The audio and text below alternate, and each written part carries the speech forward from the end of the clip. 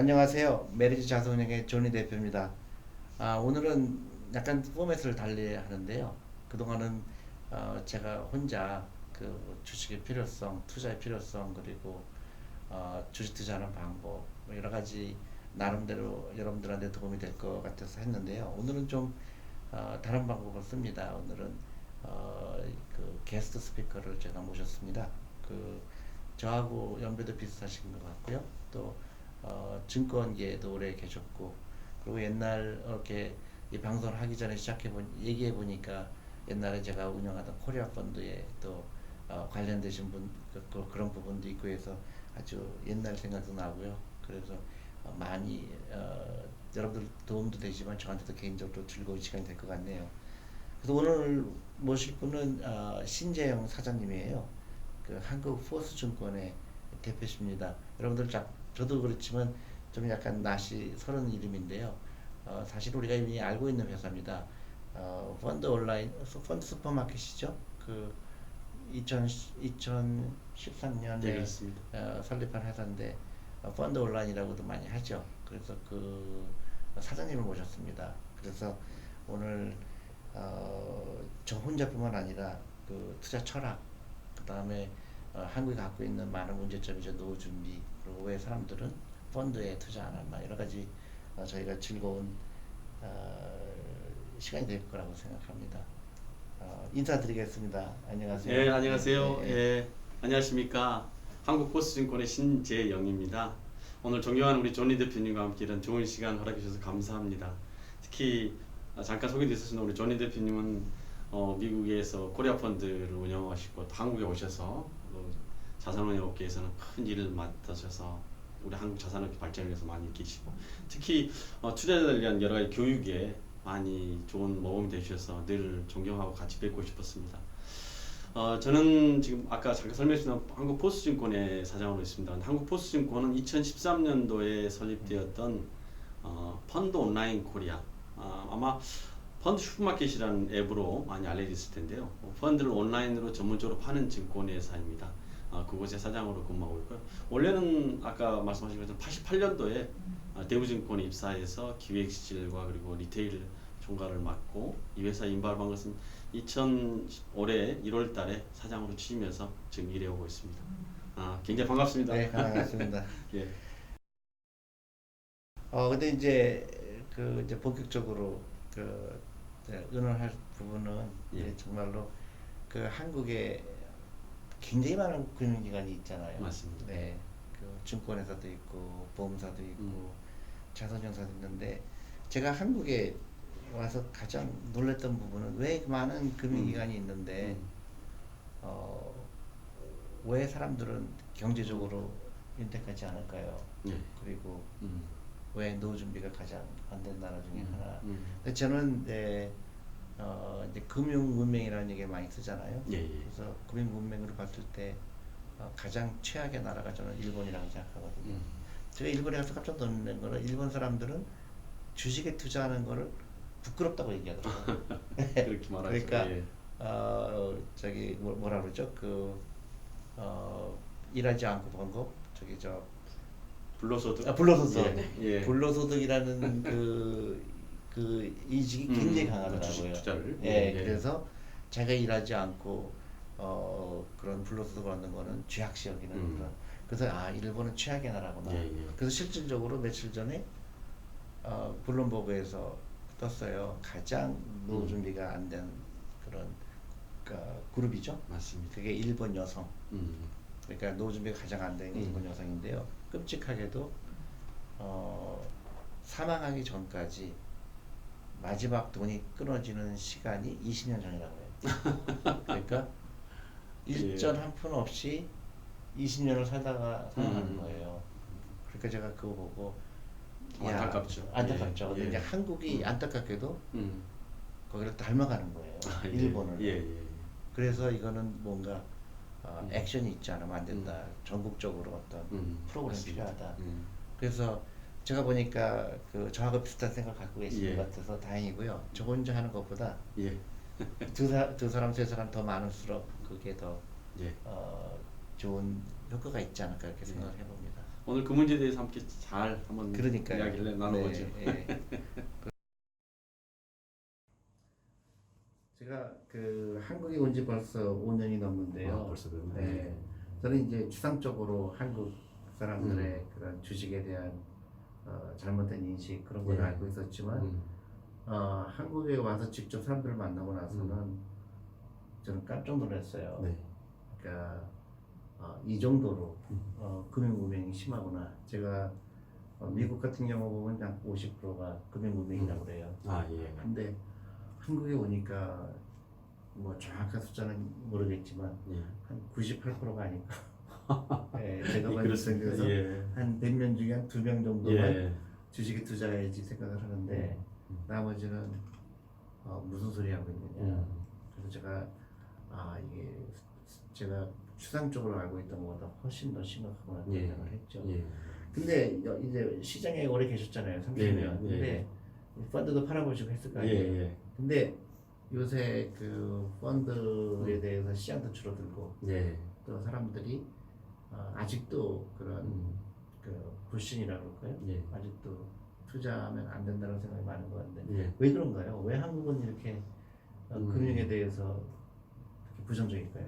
그러니까 지금 우리나라의 지금 실제 수치로 봐서도 지금 공모펀드 시장이 지난 10년 동안 거의 정체성의 내주에서 한 200조 정도 그저 머물러 있고요.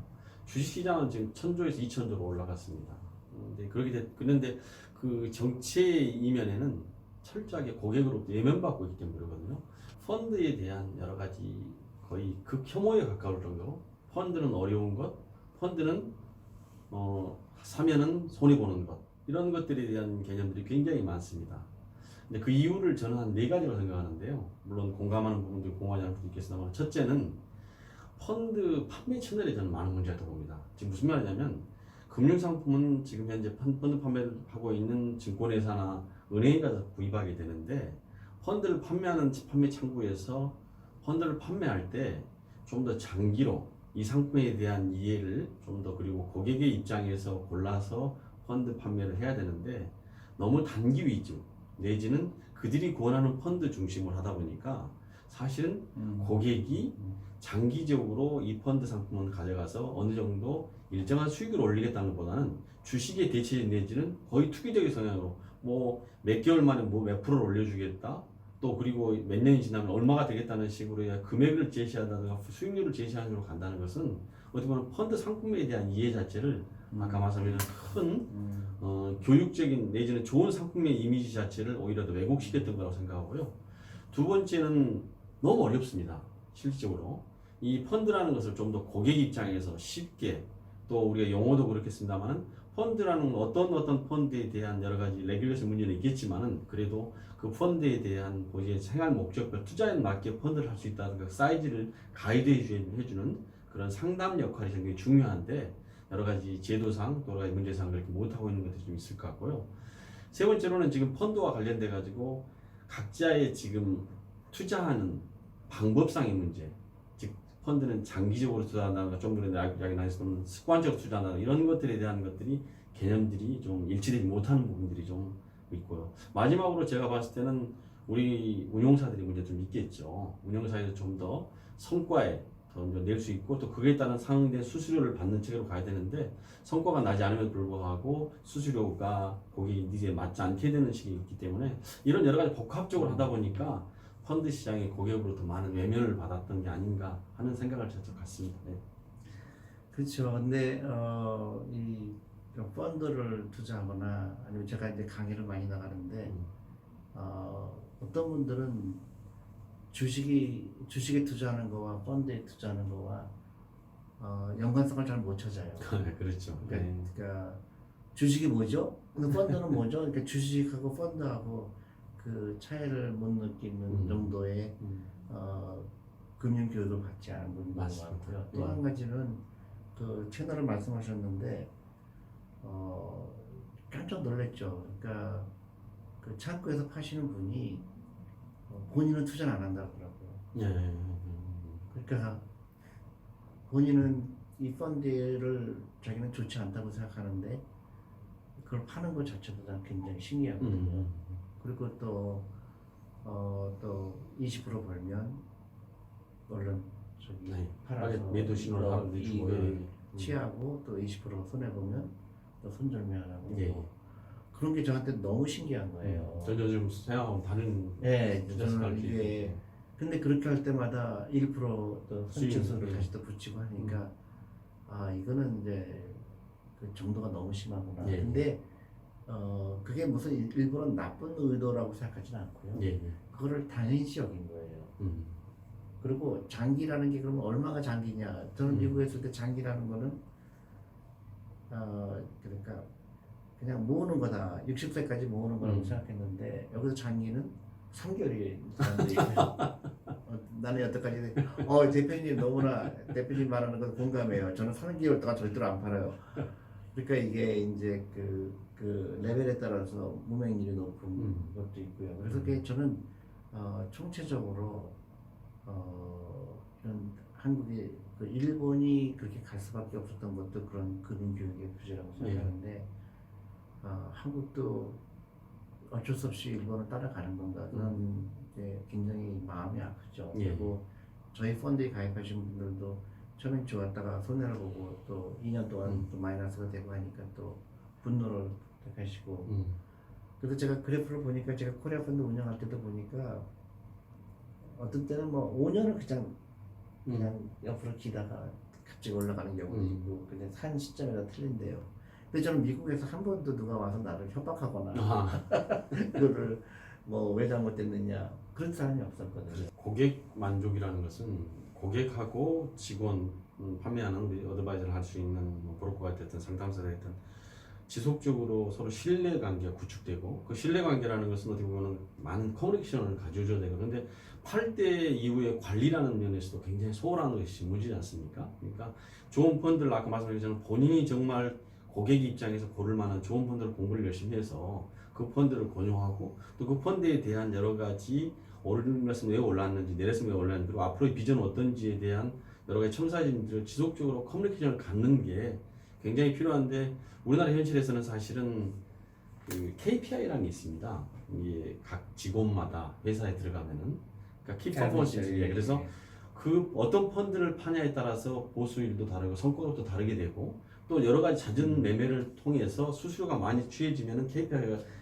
발생이 높기 반대로 때문에 얘기하면은 고객의 이익과 회사의 이익과 일치하지 그렇죠. 상치된 경우가 발생할 수 있죠. 심각한 예. 문제죠. 물론 이제 계속 우상향으로 계속 좋은 장 때는 모르겠습니다만은 장이 조정기를 좋았다 할 때마다 본인이 고객 입장에서 평생 고객으로 갈 수 있는 그런 장기 투자를 유도해 줘야 되는 거죠. 근데 지금 우리가 갖고 있는 문제점이 하루아침에 생긴 게 아니잖아요. 그렇죠. 예, 더 많은. 그러면 앞으로 어떻게 해야 돼요?